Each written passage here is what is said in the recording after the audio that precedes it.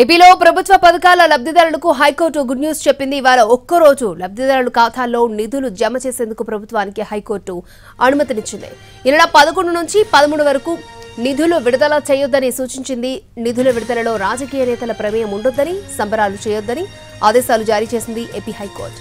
కౌంటర్లు దాఖలు చేయాలని ప్రభుత్వానికి ఈసీకి సూచించిన హైకోర్టు తదుపరి విచారణ వచ్చే నెల 27కు వాయిదా వేసింది. అయితే ఈసీ నిర్ణయంపై ఉత్కంఠ నెలకొంది. హైకోర్టు తీర్పు కాపీతో రాష్ట్ర ప్రభుత్వం అధికారులు ఈసీని సంప్రదించారు. క్లారిఫికేషన్ ఇవ్వాలని ఈసీని కోరారు. అయితే ఇప్పటివరకు రాష్ట్ర ఎన్నికల కమిషన్ స్పందించలేదు. ఈసీ పరిధిలో పనిచేస్తున్నందున కమిషన్ క్లారిఫికేషన్ ఇస్తే తప్ప ముందుకు వెళ్లలేమని అధికారులు చెబుతున్నారు.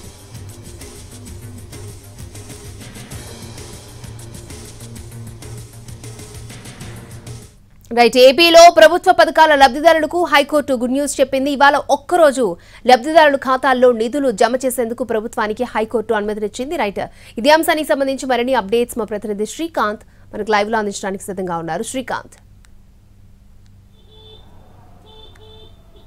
ఏపీలో డీబీటీ ద్వారా లబ్ధిదారులకు సంక్షేమ పథకాలకు సంబంధించిన నగదు జమ చేసే అంశానికి సంబంధించి నిన్న ఏపీ హైకోర్టు అయితే కీలక ఆదేశాలు కూడా ఇవ్వడం జరిగింది. ఈ నెల 11, 12, 13 3 రోజుల పాటు డీబీటీల ద్వారా నగదు జమ చేయకుండా నిలిపివేయాలని ఆదేశాలు ఇస్తూనే 9వ తారీఖున ఏదైతే ఈసీ ఆదేశాలు ఇచ్చిందో ఎన్నికల ప్రక్రియ ముగిసే వరకు కూడా నగదు జమ చేయకుండా ఆగిపోవాలి, ఆపివేయాలని ఇచ్చిన ఆదేశాల మీద ఒక రోజు పాటు స్టే విధిస్తూ తాత్కాలికంగా నిలుపుదల చేస్తూ ఆ ఉత్తర్వులని ఆదేశాలు ఇచ్చింది. అంటే ఈ ఒక్కరోజు 10వ తారీఖున మాత్రం నగదు బదిలీ చేయడానికి ఏదైతే లబ్ధిదారుల ఖాతాల్లోకి డీబీటీ ద్వారా నేరుగా నగదు జమ చేయడానికైతే ఈ ఒక్కరోజు కూడా వెసులుబాటు ఇచ్చినట్టుగా అయింది. ఈ నేపథ్యంలో ఈ రోజున రాష్ట్ర ప్రభుత్వం డీబీటీ ద్వారా నగదు బదిలీ చేసేందుకు కూడా సిద్ధమైంది. ఇందులో భాగంగా హైకోర్టు ఇచ్చిన తీర్పు కాపీని ఎన్నికల సంఘం దగ్గరికి తీసుకెళ్లిన అధికారులకు ఈసీ ఇంతవరకు క్లారిఫికేషన్ అయితే ఇవ్వలేదు. హైకోర్టు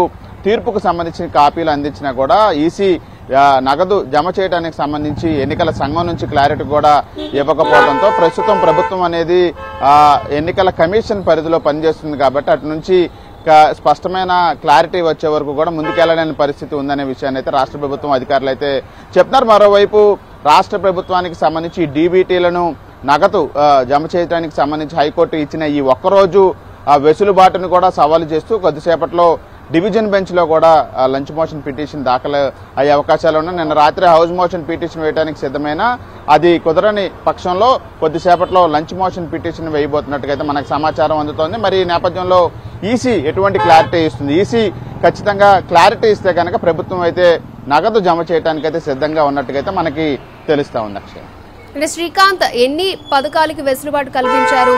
అందులో ఏ ఏ పథకాలు ఉన్నాయంటారు? అంటే ప్రధానంగా కూడా రైతులకు సంబంధించిన ఇన్పుట్ సబ్సిడీ, అదేవిధంగా వైఎస్ఆర్ ఆసరా, జగనన్న చేయూత, ఈబీసీ నేస్తం, మొత్తం 5 పథకాలకు సంబంధించిన నగదు డీబీటీల ద్వారా లబ్ధిదారులకి ఖాతాల్లో వేయడానికి సంబంధించి ఈసీ ఆపివేయాలని ఇచ్చిన ఆదేశాలని సవాల్ చేస్తూనే ఇండివిజువల్ గా పిటిషన్లు దాఖలయ్యాయి. దాని మీద అటు ప్రభుత్వం, ఎన్నికల సంఘం, పిటిషనర్ల తరపున వాదనలు కూడా నిన్న పూర్తయిన నేపథ్యంలో రాత్రి దీనికి సంబంధించి ఈసీ ఆదేశాలను తాత్కాలికంగా ఒక రోజు పాటు నిలుపుదల చేస్తూ హైకోర్టు ఆదేశాలు ఇచ్చింది. ఈ 5 పథకాలకి సంబంధించిన లబ్ధిదారులకైతే డబ్బులు నగదు నేరుగా వాళ్ళ బ్యాంక్ ఖాతాల్లోకి జమ చేయడానికైతే ప్రభుత్వం సిద్ధంగా ఉంది. ఈసీ క్లారిటీ ఇచ్చిన తర్వాతే ఈ కార్యక్రమం కొనసాగే అవకాశం ఉంది. డబ్బులు వేసినా కూడా దీనికి సంబంధించి ప్రచారం కానీ ఎలక్ట్రానిక్ మీడియాలో కానీ ఎక్కడా కూడా ప్రచారం చేయకూడదని స్పష్టమైన ఆదేశాలు కూడా ఇచ్చిన నేపథ్యంలో ఈ ఒక్కరోజు వ్యవహారాన్ని చాలా కీలకంగా కూడా చెప్పొచ్చు. ఒకవైపున ప్రభుత్వం అన్ని రకాలుగా సిద్ధమైంది. ఈసీకి సంబంధించి హైకోర్టు తీర్పు కాపీని కూడా అందించింది. ఈసీ నుంచి క్లారిటీ వచ్చిన తర్వాతే ముందుకెళ్లే అవకాశాలు ఉన్నాయి కాబట్టి ఈసీ నుండి స్పష్టత కోసం రాష్ట్ర ప్రభుత్వం ఎదురు చూస్తున్న పరిస్థితి అయితే ఉన్నట్టుగా మనకు అర్థమవుతోంది. ఓకే శ్రీకాంత్.